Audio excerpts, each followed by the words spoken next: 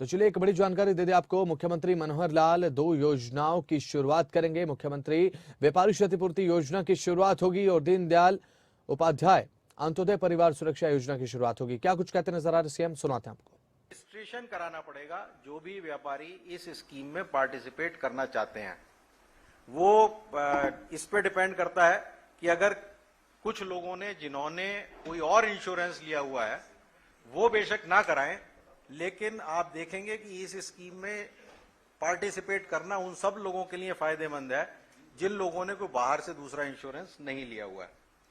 और इसके लिए रजिस्ट्रेशन का टाइम पीरियड भी हमने रखा है। ये 1 फरवरी टू 30 अप्रैल हर साल रजिस्ट्रेशन होंगी।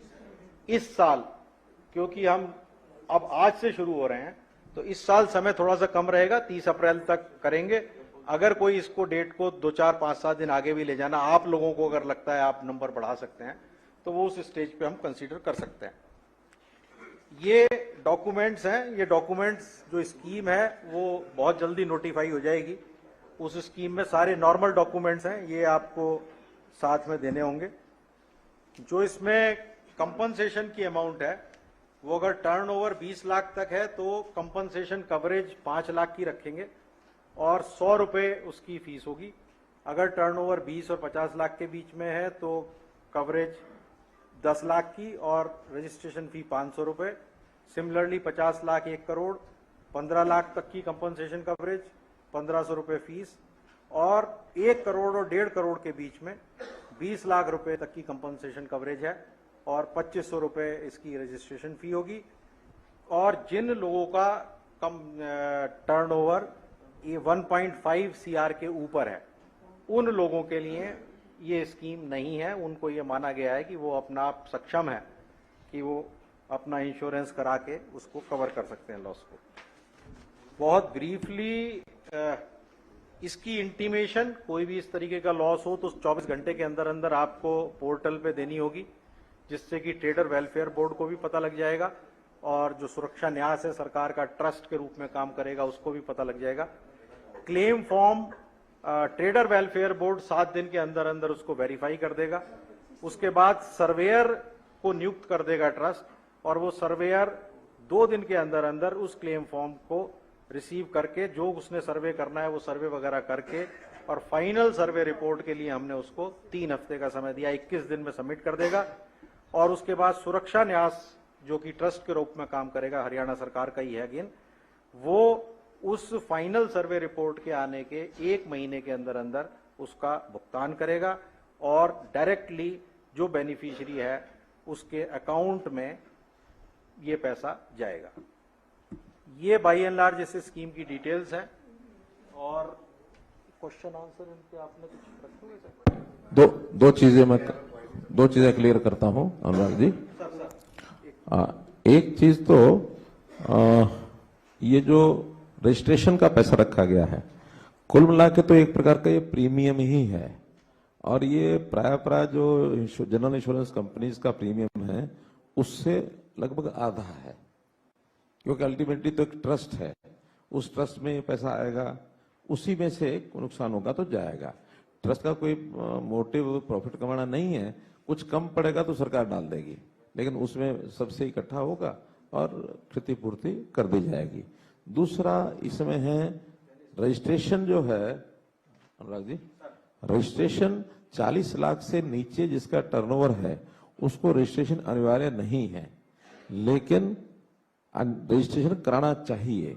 बहुत लोगों ने उससे नीचे रजिस्ट्रेशन कराया है, वो कंपोजिट स्कीम में आ सकते हैं 1% वाली स्कीम में, और जिनको इसका लाभ लेना है उनको तो रजिस्ट्रेशन करना ही होगा। रजिस्ट्रेशन की लोअर लिमिट कोई नहीं है। अगर वो 5 लाख रुपया टर्नओवर वाला व्यक्ति भी रजिस्ट्रेशन करना चाहे तो करा सकता है, ठीक है ना सर? बिल्कुल। मैं एक बात इसमें ऐड कर दूं सर, सबकी जानकारी के लिए। हरियाणा में आज के दिन जो रजिस्ट्रेशन है उसका 62% इस लिमिट के नीचे है, यानी 40 लाख से नीचे वो लोग हैं जो कि जिनको मैंडेटरी नहीं है रजिस्टर करना और उन्होंने फिर भी 62%। कई लाभ होते हैं उसके, यानी जो रजिस्टर्ड होता है वास्तव में गवर्नमेंट की सप्लाईज बहुत होती हैं, चाहे सेंट्रल गवर्नमेंट की, PSUs की, हरियाणा स्टेट की, वो सप्लाई केवल रजिस्टर्ड डीलर से ही हो सकती है। इसलिए उनको तो अपना माल बेचना है और रजिस्ट्रेशन में कुछ लगता नहीं है। रजिस्ट्रेशन कराना है, फॉर्मेलिटी थोड़ी पूरी करनी है, वो फिर उस माल को सरकारी महकमों को भी बेचने के लिए उसकी एलिजिबिलिटी बन जाती है। इसलिए हम व्यापारियों को कहें रजिस्ट्रेशन का कोई अलग खर्चा तो है नहीं। क्या है कोई? बस वो रजिस्ट्रेशन फी है नहीं, वो तो है बीमे के लिए, उतना ही वहां और नहीं है ना।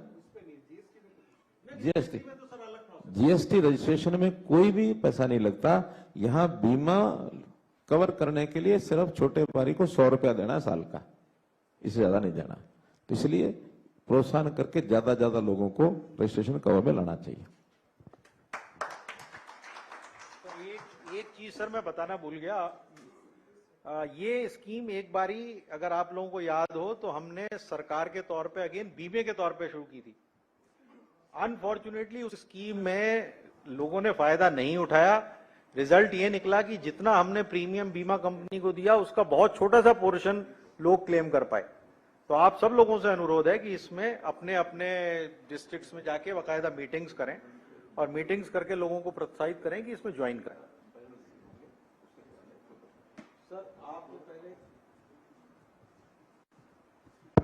एक विषय आया कि छोटे व्यापारी को रजिस्ट्रेशन करते समय सीए का एक सर्टिफिकेट लेना पड़ता है, और वो कोई भी सीए, आखिर सीए है तो सीए है, वो 4000 5000 से नीचे तो अपना मुंह खोलेगा नहीं, ठीक है ना। तो इसमें 20 लाख रुपए से नीचे का कोई व्यापारी अगर रजिस्ट्रेशन करना चाहता है और वो अपना सीए सर्टिफिकेट उसको चाहिए, तो हम गवर्नमेंट एम्पैनल्ड सीएस की लिस्ट जारी कर देंगे और उससे कराएंगे। उसका कोई पैसा नहीं देना, वो पैसा उसका जो लमसम देना होगा वो हमारा डिपार्टमेंट देगा, इसी योजना में से देगा। 1 मिनट में फैसला किया सीएम साहब ने।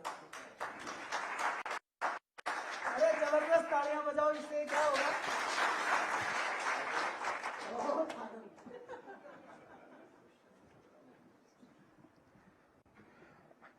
अब मैं माननीय मुख्यमंत्री महोदय जी से प्रार्थना करता हूं कि वो रिमोट का बटन दबाकर दोनों जन कल्याणकारी योजनाएं हैं उनका लोकार्पण करें।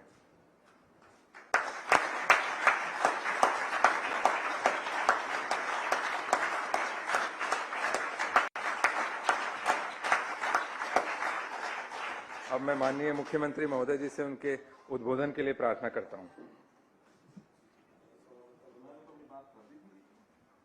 जी आशीर्वाद तो आप दोगे, जिम्मेदारी है ना। सर क्वेश्चन पहले नहीं सर, आप पहले स्वागत ढंग से करवाएंगे, आप कहोगे जब सीएम साहब जाएंगे। ऐसी कोई बात है क्या? इनको बोलने बाद में स्वागत करेंगे, इसके 5-7 मिनट।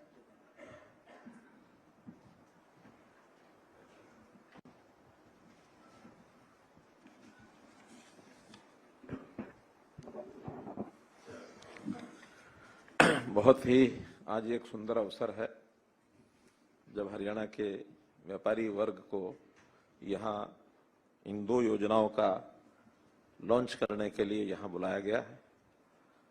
मंच पर विराजमान हमारे हरियाणा व्यापारी कल्याण बोर्ड के अध्यक्ष जो इस वर्ष जिनकी नियुक्ति हुई है, हमारे बहुत ही पुराने साथी हैं बालकिशन जी। उपाध्यक्ष हरियाणा व्यापारी कल्याण बोर्ड के हमारे श्री श्रीनिवास जी गोयल बैठे, वो कुलाना निवासी हैं, बहुत ही पुराने साथी हैं हमारे ये।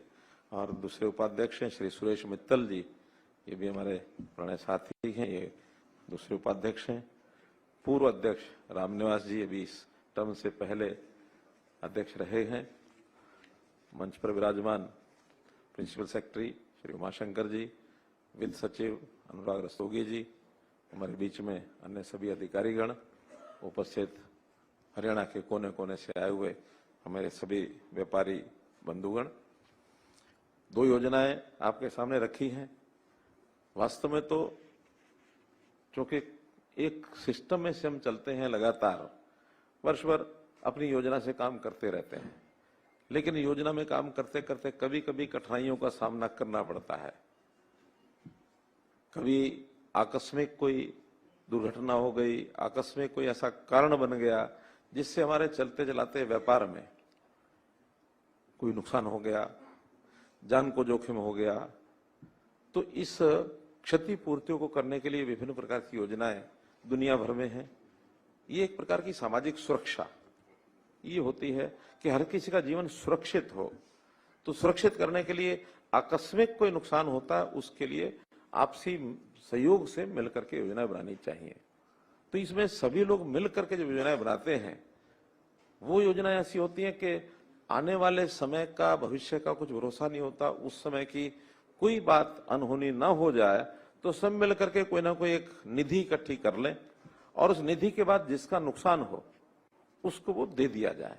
एक प्रकार का ये सहकारिता का सिस्टम है, कोऑपरेटिव सिस्टम है। इसको बीमा कंपनी, जीवन बीमा कंपनी, हम कुछ भी कह लें, उस योजना के अलग अलग प्रकार करते हुए हमने एक न्यास बना दिया कि हरियाणा सरकार का एक न्यास रहेगा।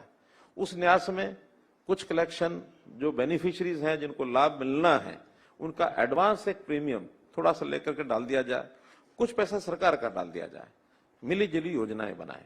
और खास करके ये योजनाएं जो थोड़ा सा अपने व्यापार में या आर्थिक स्थिति के नाते से बड़ों से थोड़ा नीचे हैं, कमजोर हैं, छोटा व्यापारी है, उसके लिए बहुत आवश्यक है। बड़ा व्यापारी शायद उसकी हड्डी सहन कर लेगी, उसकी इतनी ताकत है, वो एक जगह नहीं 10 जगह काम करता है, कहीं एक जगह नुकसान हो गया तो बाकी जगह से उसकी पूर्ति वो कर लेगा। लेकिन जिसका एक ही काम है, उसी में नुकसान हो गया तो उसके लिए तो बहुत मुश्किल हो जाती है, रातों रात खत्म हो जाता है। जैसा बालकृष्ण जी कह रहे थे कि रात को चिंतित होता है, उसको पता नहीं सवेरे तक क्या हो जाए। हम अपने मार्केट में, दुकान में ताला लगा के आते हैं, सवेरे उठने से पहले कोई उल्टा सीधा समाचार मिल जाता है। तो ऐसे अवसर पर कोई तो चिंता करने वाला हो।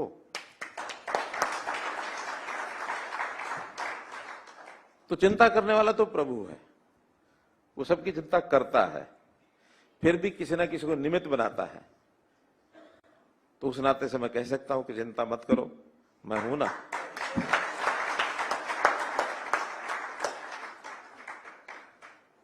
और मुझे भी अपने पास से कुछ नहीं करना, पूरा प्रदेश है, इस पूरे प्रदेश में सब लोग मिल करके, प्रधानमंत्री जी ने कहा सबका साथ, सबका विकास, सबका विश्वास, सबका प्रयास, सब मिल करके करेंगे। और मिलके करने में भूमिका जो है व्यापारी की बहुत बड़ी भूमिका है, छोटी भूमिका नहीं है। व्यापारी को सरकार का भामाशाह ये कहा गया है। सरकार के लिए व्यापारी धन कुबेर है, जनता और सरकार के बीच में एक माध्यम है, पैसा इकट्ठा करना होता है। तो या तो सरकारी एजेंसी को लगाया, जाओ भाई सबसे पैसा इकट्ठा करो, बहुत बड़ा सिस्टम बन जाता हो। या फिर व्यापारी वर्ग है कि जो सिस्टम में से कहीं से सामान लेके आता है कीमत से और कीमत पर आगे दे देता है, सरकार कहता है भाई थोड़ा सा इतना हमारा भी इकट्ठा करके दे देना। यही तो कहते हैं, माल आप खरीद के लाते हो, 100 रुपए का लेके आते हो, 5 रुपया 10 रुपया अपना प्रॉफिट जोड़ते हो, हम कहते हैं भैया 12, 15, 18 हमारा भी जोड़ लो। तो यही करते हो, आप लेके उसको आगे दे देते हो। सिस्टम बना हुआ है जीएसटी। तो इस जीएसटी का भी हरियाणा के व्यापारी ने बहुत ही कमाल किया हुआ है। वैसे तो जीएसटी एक जब से शुरू हुआ बहुत इसका विरोध हुआ, जगह जगह जाके हमने भी समझाया, भाषण दिए, जो नाराज व्यापारी थे उनको मनाया। एक बड़ा अंतर देखा उस समय, जो थोड़ा बड़ी आयु का व्यापारी था, पुराना था, उसको बड़ी तकलीफ थी, नए को समझ नहीं थी। हम समझाते थे बहुत अच्छा है, और उसके बाद पुराने ने भी सारा हिसाब किताब छोड़ के नए अपने बेटों को, बच्चों को, साथियों को दे दिया, भैया अब ये नया सिस्टम है, आप संभालो। और आज नया व्यापारी है, वो इतना खुश है इससे, बहुत खुश है। वो कहते हैं जान छुड़ा दी 2 भैयों की।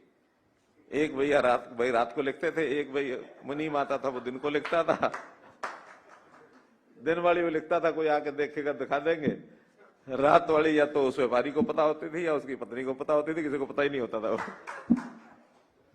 2 नंबर की पर्चियां जेब में डाल के ले जाते थे, अगले दिन वो पर्ची लाते थे, विश्वास पात्र नौकर को देते थे, जाओ फलाने से ले आइए 5,000 की पर्ची, पैसे लेके आ जाए। मुझे थोड़ी जानकारियां क्यों हैं ये मैं आपको बता देता हूं। मैंने 72 से लेकर के 80 तक व्यापार किया, दुकान किया कपड़े की।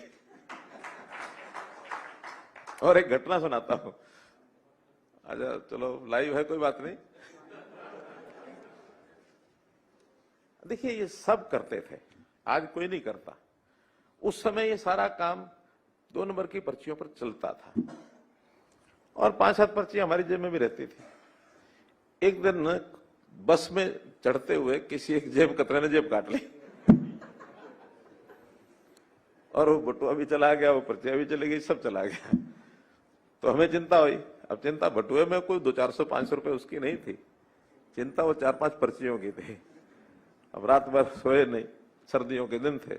सवेरे सवेरे उठ के बस में बैठ करके मैं जिस जगह, क्योंकि जब मैं बस में चढ़ा उस समय कटी, तो ध्यान में आया कि हाँ इस जगह पर कटी है। तो दिमाग ने काम किया, थोड़ा उस जगह उतर के मैं उस रूट के ऊपर कोई आधा किलोमीटर 1 किलोमीटर पैदल चल के मैंने देखता हूं, और पैदल चलते चलते एक साइड में किनारे पर वो पर्चियां मिल गई कि वो किसी और के काम की तो थी नहीं ना। जिसने पैसे निकाले उसको तो, जो बटुए में पैसे थे उसका मतलब था, उसको पर्चियां क्या लेने देनी थी। तो मेरा कहने का मतलब इन चीजों को ठीक करने में अब उस समय समझ नहीं थी, आज हमको समझ है कि नहीं, व्यापार भी या और भी सारी चीजें इतनी शुद्ध होनी चाहिए कि रात को आराम से नींद आ जाए। तो जीएसटी का जो विरोध हुआ था 6 महीने साल भर विरोध चला। 2016-17 में कब शुरू हुआ था? 17-18 में, 1 जुलाई 17। लेकिन उस 1 साल के बाद वो धीरे धीरे दबते दबते दबते सारा विरोध समाप्त हो गया और आज लोग प्रसन्न हैं, खुश होकर के जीएसटी जमा कराते हैं। देश ने रिकॉर्ड तोड़ा। 4 महीने पहले जो मंथली कलेक्शन होती है 1,66,000 करोड़ रुपया देश में जीएसटी इकट्ठा हुआ। और एक अच्छी बात यह है कि GST collection per capita collection, इसका भी हिसाब लगाते हैं वो, आबादी के हिसाब से सबसे ज्यादा कलेक्शन कहां की है।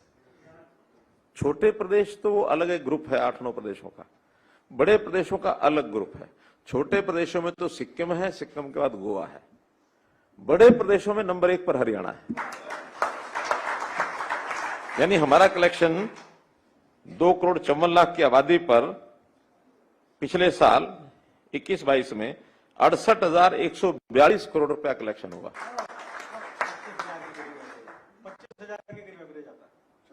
26,700 समथिंग है पर हेड। यानी एक आदमी जितना माल खपत करता है उसमें से 26,000 रुपया वो सरकार को देता है, बाकी खुद खाता पीता है। तो ये ठीक है कि उसमें से कलेक्शन में से बहुत सामान ऐसा भी है जो हमारे यहाँ उपयोग नहीं होता, वो दूसरे प्रदेशों में चला जाता है, फिर वो टैक्स वहां चला जाता है, रिटर्न भी होता है। एक्चुअल जो इनकम है वो कम है, लेकिन कलेक्शन इतनी है। तो ये हरियाणा के व्यापारी का एक बहुत बड़ा एक सुंदर एक सिस्टम बना हुआ है। इसमें हमको सारे सिस्टम पता है कि बड़े व्यापारी को रजिस्ट्रेशन करना होता है, उसको एक टैक्स के रेट्स हैं वो सब देने होते हैं। अगर वो उस प्रकार से नहीं करना चाहता तो जो एक लमसम रेट है consolidated 1% composite scheme up to 150, 1 crore 1.5 crore तक, उसको थोड़ा छोटा व्यापारी मान लेते हैं कि जिसका महीने में 12 लाख 13 लाख की टर्नओवर है, अर्थात रोज की 40-50 है, उसको छोटा व्यापारी मान करके भैया जितना टैक्स दिया है, बस 1% और दे दो, तुम्हें कुछ नहीं करना। हिसाब किताब भी कम, सीए के झंझट भी खत्म। केवल एक बार रजिस्ट्रेशन के समय सीए को पैसा देना होता 5-4 हजार रुपया, और आज जो 20 लाख से नीचे वालों का रजिस्ट्रेशन, वो झंझट भी खत्म। अब आपको नहीं देना। मेरा इसमें इतना ही कहना है कि हम जो जितने भी विषय हमारे सामने आते हैं, केवल व्यापारी के ही नहीं, जनता के और भी, क्योंकि ये सारी योजनाएं सबको चाहिए। एक आम आदमी को भी चाहिए, किसान को भी चाहिए। किसान की क्षतिपूर्ति का अलग हमने एक पोर्टल बनाया। मानो खेती, अब सबसे देखा जाए तो सबसे ज्यादा यानी रिस्की अगर कोई काम है तो वो किसान का है।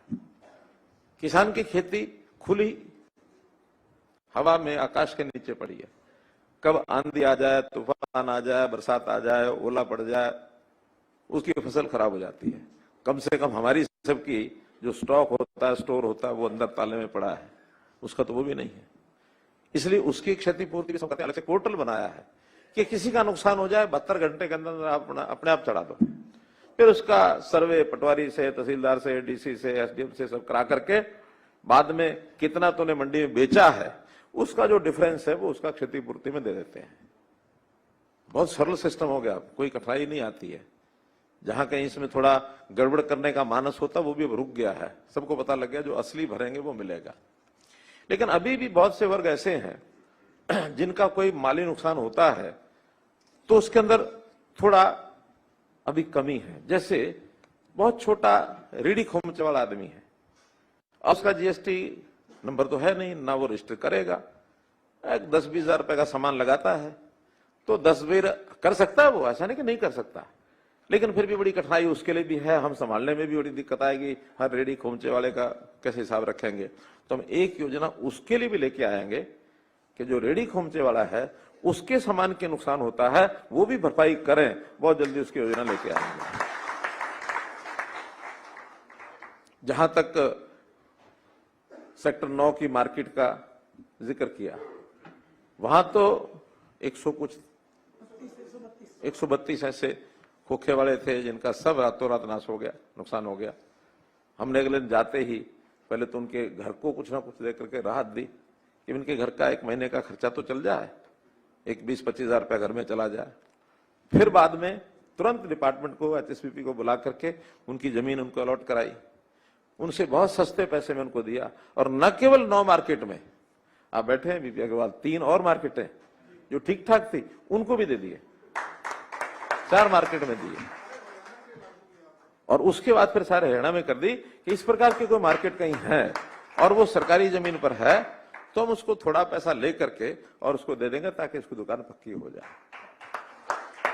अभी पीछे एक विषय आया कि अर्बन लोकल बॉडीज की पुराने समय में, खास करके आजादी के बाद बहुत से लोग आए, उन्होंने अपना कोई खोखा बना लिया, कहीं पटेदारी पर जगह ले ली, कहीं लीज पर ले ली और वो दुकानें छोटे मोटे खोखे वोखे रख लिए, धीरे धीरे वहां दुकान भी बना ली। अब इतने साल हो गए हैं, 70 साल के बाद भी दुकान वो छोड़ सकते नहीं, क्योंकि रोजी रोटी का विषय है। कुछ लोगों ने दुकानें आगे दूसरों को भी दे दी पगड़ी पर, आखिर पगड़ियों पर ये सारे विषय चलते हैं जैसे किराएदार देते हैं। तो उस नाते से ध्यान में आया कि क्यों नहीं इनकी मलकियत इनको दे दी जाए।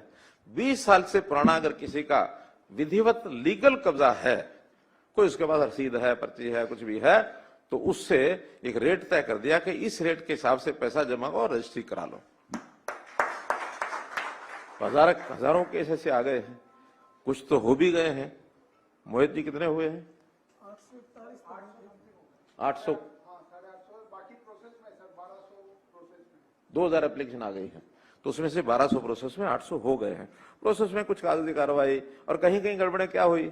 हमारे सरकारी जो डिपार्टमेंट है ना, वो भी बड़े मजेदार हैं, जैसे काम करते हैं। शहरों में जमीन तो अलग अलग विभाग की होती है, तो वहां क्या पीडब्ल्यूडी की जमीन है, इरिगेशन की है, किसी ने खोखा वहां लगाया और वो म्यूनिसिपैलिटी में गया, जी हम जो ये लगाए बैठे हैं जरा हमारी पर्ची काट दो। जमीन पीडब्ल्यूडी की, इरिगेशन की, किराया चढ़ा दिया यूएलबी ने और यूएलबी के नाम से किराया खाए जा रहे हैं। आज जब रजिस्ट्री कराने लगे तो कहते जी तो हमारे नाम ही नहीं है। अब यूएलबी वाले पकड़े गए, तब जाके हमने चीफ सेक्रेटरी कहा कि भी शहर के अंदर इस पॉलिसी को सारे डिपार्टमेंट जितनी जमीनें सब की हैं सब अडॉप्ट कर लें, सब इस हिसाब से दे दें।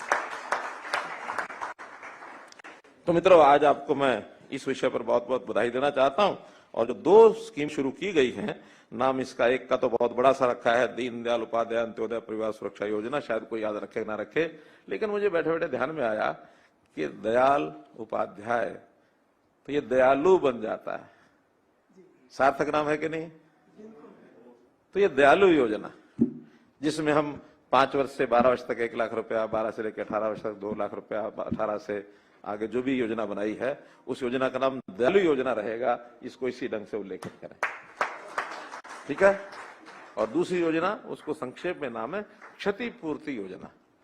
उस क्षतिपूर्ति योजना का दायरा कैसे कैसे बढ़ाएंगे वो धीरे धीरे आप लोगों को पता लग जाएगा। और बाकी सारी स्कीम का जो विवरण है वो सब बता दिया है। इसमें हमारे जो रजिस्टर्ड लोग हैं, जैसा बताया कि 60,000 लोग 60% लोग तो जो 40 लाख से नीचे का रजिस्ट्रेशन है, एक बहुत बड़ा अच्छा। क्योंकि प्रधानमंत्री जी ने एक बार हमको कहा था कि देखिए रजिस्ट्रेशन में किसी को नुकसान होने वाला नहीं है, कुछ लाभ ही होगा, छोटे बड़े सबका रजिस्ट्रेशन कराओ ताकि आगे चल करके उनको बड़े होने का मौका मिलेगा। और जब वो 40 लाख से बढ़ जाएंगे तो उनको अचानक कोई दिक्कत नहीं आएगी। 40 लाख 50 हो गया, 60 हो गया, हर किसी इच्छा करेगी मैं ज्यादा बढ़ूं आगे। टैक्स देने में किसी को कोई संकोच नहीं होता। टैक्स देने का संकोच एक ही समय होता है कि जब मैं टैक्स दे रहा हूं, मेरा पड़ोसी टैक्स नहीं दे रहा, उस समय तकलीफ होती है, फिर उसका माल बिकता, मेरा नहीं बिकता, यही होता ना। और अगर सब देने लग जाए तो फिर भैया चाहे वो 10% हो, चाहे 12 हो, चाहे 25 हो, सभी दे रहे हैं तो खर्चाते मालते पैना हो गया ना। चलिए, एक विषय शायद इस योजना में कहीं आया नहीं है कि ये जो बीमा है, ये बीमा जो पहले से बीमित फर्में हैं या जो संस्थान है, उसको बीमा नहीं कराना है और ना उसको उपयोगी होगा, क्योंकि बीमा एक ही जगह से मिलेगा। और जो लोग लोन लेकर के अपना कहीं ना कहीं से काम चलाते हैं, उनका बीमा पहले से बैंक कराता है, उनको नहीं कराना इसमें। वरना कहीं कहेंगे लो जी हमने तो इसलिए करा दिया था, उधर से भी मिलेगा इधर से भी मिलेगा, दो जगह से नहीं मिलेगा। बाकी जो बातें हैं सारी हमारे अनुराग रस्तोगी जी ने बताई हैं। मैं आपको इस अवसर पर बहुत ही शुभकामना देता हूं। इसी प्रकार से आप बढ़ें, कभी भी किसी प्रकार की कोई कठिनाई आए तो आप अपने जो हरियाणा व्यापारी कल्याण बोर्ड जो है, इनके अध्यक्ष हैं, इनके उपाध्यक्ष हैं और जो मेंबर्स हैं, किसी के माध्यम से हमारे पास भेजेंगे, पहुंचाएंगे।